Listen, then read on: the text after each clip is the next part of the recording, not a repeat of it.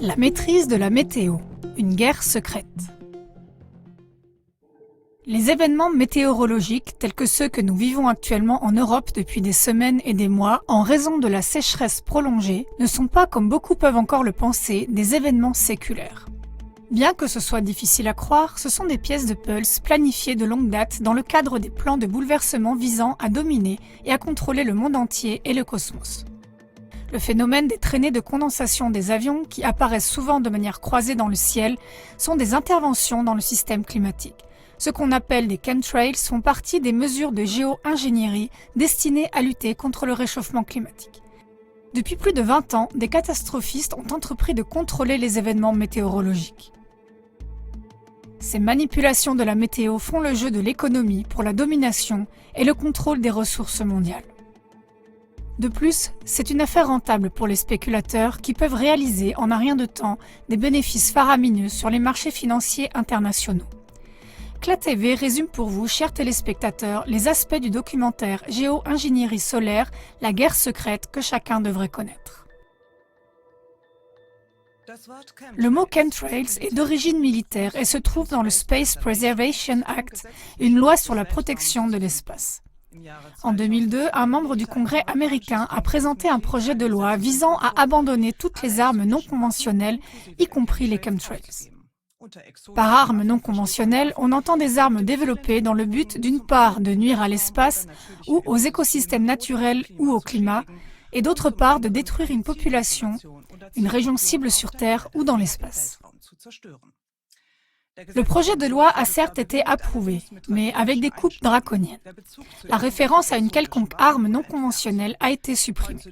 Aujourd'hui, ces chemtrails en particulier peuvent être considérés comme des pratiques illégales de géo-ingénierie.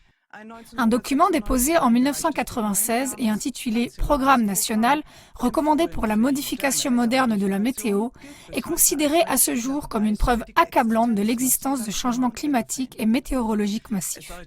Il devrait être un signal d'alarme fort pour ceux qui continuent à nier l'existence de chemtrails. Le document révèle en détail de nombreux programmes de modification de la météo aux États-Unis. Il est également question d'une commission spéciale chargée de coordonner les mesures destructrices de géo-ingénierie du gouvernement avec les autorités, les indépendants et les universités. Le documentaire poursuit. En 1995, l'US Navy a entrepris une vaste étude comprenant des dizaines de documents sur des techniques spécifiques de conception d'un contrôle global. Ce document est connu sous le nom de Owning the Weather in 2025, c'est-à-dire la maîtrise de la météo d'ici 2025.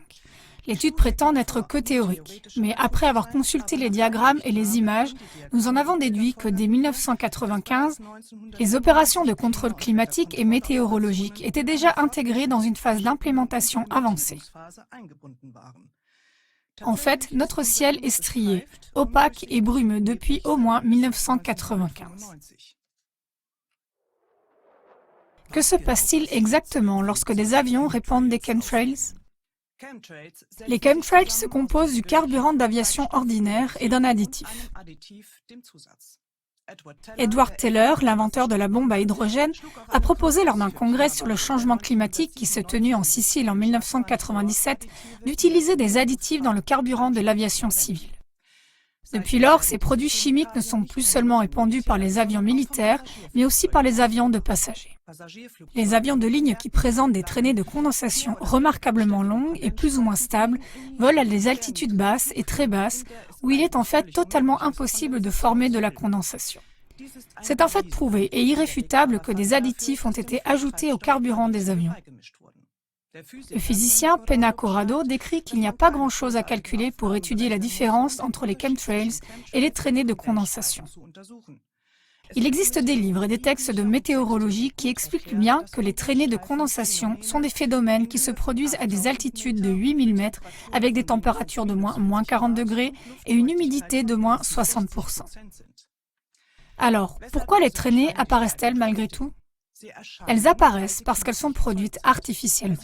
Il ne s'agit pas de condensation, mais de la combustion de ces additifs dans le kérosène. Cela entraîne la formation de fausses traînées de condensation et la chute de polymères sous la forme de fins filaments comme une toile d'araignée. Les analyses de ces substances ont révélé la présence de barium, d'aluminium, de manganèse et d'une série d'autres éléments. Les biologistes précisent qu'il ne s'agit pas d'éléments normaux de l'atmosphère. Ils confirment, les chemtrails sont un phénomène artificiel. Le barium provoque de gros problèmes de capacité de régénération musculaire et endommage le cœur ainsi que les organes internes. L'aluminium est un métal neurotoxique qui a un impact négatif sur le système nerveux. Il contribue à la démence et déclenche des maladies comme l'Alzheimer et le Parkinson. On a également trouvé du dibromure d'éthylène, un insecticide classé dangereux pour la santé par l'Agence de protection de l'environnement. Ces produits, répandus par les avions civils et militaires, chutent assez rapidement vers le sol. Ils ont été clairement identifiés comme des polymères qui s'enchaînent en filaments. En 2012 déjà, ces fibres ont été analysées par un laboratoire français agréé et les résultats ont été consignés dans un rapport d'analyse. Ce sont des organismes polymères complexes à base de produits chimiques de synthèse. Il faut retenir qu'elles constituent une menace pour la santé publique et une pollution de l'environnement. 4 échantillons analysés contenaient différents composés, des produits de synthèse toxiques. 3 d'entre eux contenaient du DEHP, un plastifiant redoutable qui affecte le système hormonal et peut être dangereux pour la reproduction. Les conséquences de la géo-ingénierie illégale se font sentir sur les populations. Les maladies neurodégénératives, les accidents vasculaires cérébraux et les tumeurs se sont aggravées au cours des 10 dernières années. Mais à qui profite l'arme climatique de la géo-ingénierie ? Le va-et-vient incessant des avions dans le ciel peut être expliqué comme une activité dans laquelle les responsables tels que les compagnies aériennes, les multinationales pharmaceutiques, les laboratoires de recherche, l'industrie de l'armement, les centres universitaires, etc. ont des intérêts différents. L'objectif principal est de créer, par le biais des éjections, une atmosphère adaptée aux exigences militaires et civiles dans le domaine de la communication sans fil.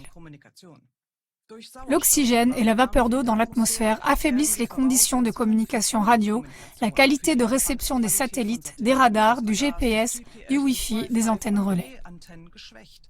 La géo-ingénierie doit permettre d'améliorer les communications radio. Contrôler les phénomènes météorologiques signifie maîtriser l'économie et contrôler les ressources. Par exemple, les récoltes peuvent être endommagées ou détruites en raison d'une sécheresse prolongée ou de fortes pluies. Mais par ailleurs, les multinationales de l'agroalimentaire développent des semences génétiquement modifiées qui peuvent survivre dans les zones de sécheresse. D'énormes profits sont également réalisés en spéculant sur les marchés financiers. Alors que les entreprises doivent faire face à des crises inattendues, il y a tout un tas de gens qui s'enrichissent en bourse à un rythme incroyable. La planification et le conditionnement des prix et de l'offre sont le moyen de réaliser des bénéfices exorbitants. La géo-ingénierie illégale est un gâteau géant.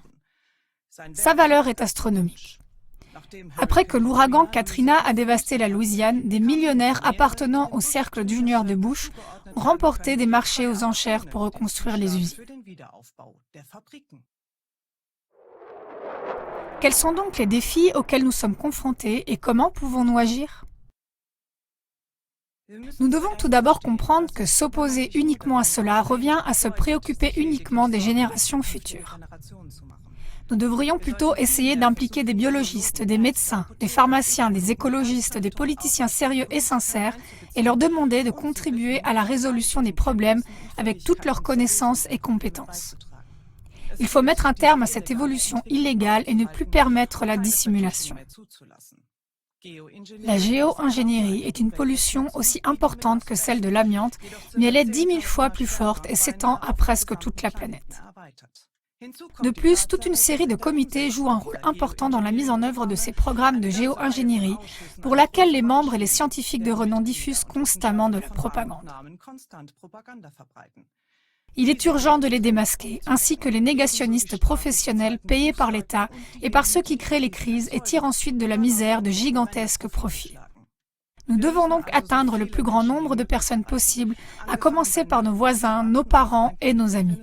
car il ne s'agit pas seulement de notre santé, mais surtout de la santé et de la vie des générations futures et de notre belle Terre qui est manipulée de façon systématique et artificielle par l'homme.